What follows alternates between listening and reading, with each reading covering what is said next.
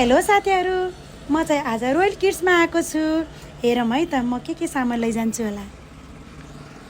Shopping गर्दैछु है royal किड्समा।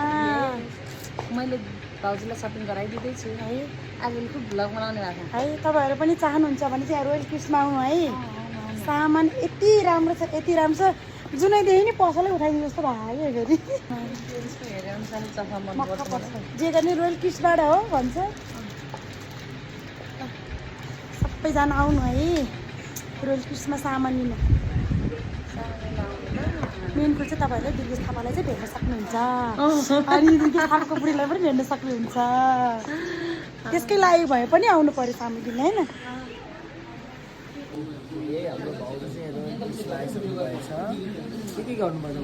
पहिले टनमा सपिङ गरेको छु। पहिला चाहिँ म के भन्छु भनेदेखि सबैजना सामान किन्ने चाहिँ रोयल किड्समा आउनु।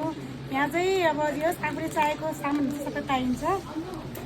यस अब पसलै उठाइदिनु जस्तो पनि हुन्छ, तर पसल चाहिँ उठाउन सकिन्न है। फेरि पसल चाहिँ उठाउन सकिन्न बाबु। हेर्नु मैले यहाँ जुत्ता, अब के भन्ने साबुन, स्याम्पू, लुगा टन्नै छ। अब भन्नै सकेन मैले, बोक्नै नसक्ने गरेर।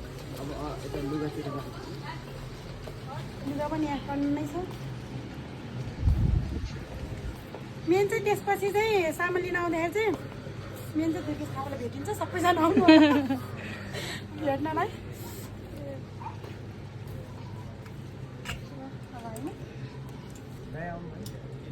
अब पछि आउँछु भन्दा भाउजू के सपिङ गर्नुभयो त रोयल किड्समा आएर? यहाँ भित्र छ है, अब प्याकिङ गरिसकेको छ। अब यो चाहिँ घरमा गएपछि चाहिँ पुरै भिडियो बनाउँछु अनि बल्ल हाल्छु। कतिको सपिङ गर्नुभयो? जम्मा 70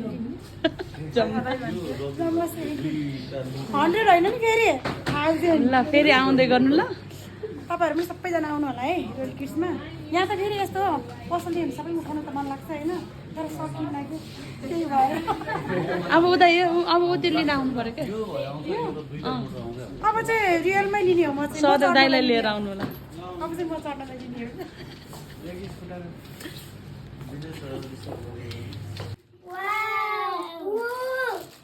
सबै सामान निकाल्छु बिस्तारै। सबै निकाल राख्नुहोस् न।